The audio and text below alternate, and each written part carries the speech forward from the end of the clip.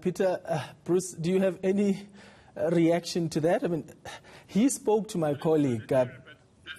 Colony House has been arrested, is that right? Yes, that's right. And he was speaking to my colleague Dasan Tatia earlier, and he was addressing supporters outside the facility where the former president is being held. So he was addressing what he calls comrades. And my colleague said, but a gathering like this is not allowed. And he wanted to argue that, no, he is allowed to be with comrades and greet them. And here it is now. He's been taken away by police. Well, whether he's right or wrong, he was clearly outside of his place of residence after curfew last night.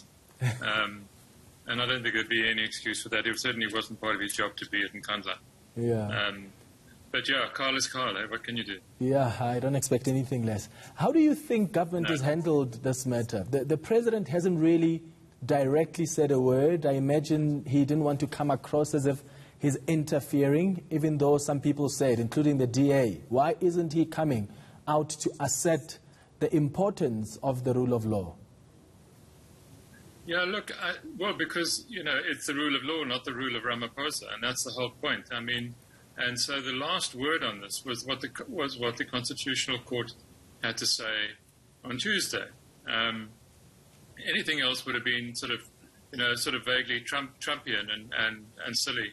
And I think it was perfectly reasonable of the president to keep sort of stum, during the week and watch things happen. I mean, there might, had we woken up this morning and Jacob Zuma was still at large, the president would have had to do or say something.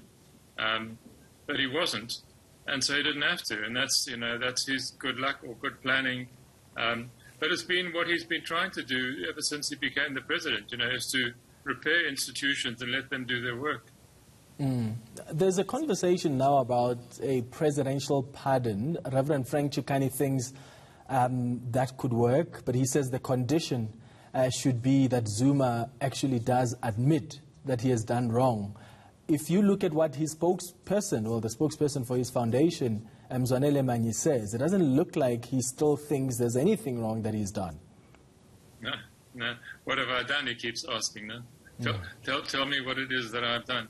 Look, I mean, if you're going to pardon Jacob Zuma, you first of all have to decide which of the many charges he faces you're pardoning him for. And anyway, he's got to be found guilty on those charges before he can get a pardon. So it doesn't prevent him going through trial. I suspect that Cyril Ramaphosa will be long out of office before Jacob Zuma is finally charged in the matters of the arms deal, of state capture. The law is particularly slow in South Africa. It's not a good thing, but that's the way it is. A lot of countries would have some of these cases up and done already. But we're slow, and I don't think Cyril Ramaphosa will be around to pardon Jacob Zuma. Somebody else would have to do it if that's what's going to happen.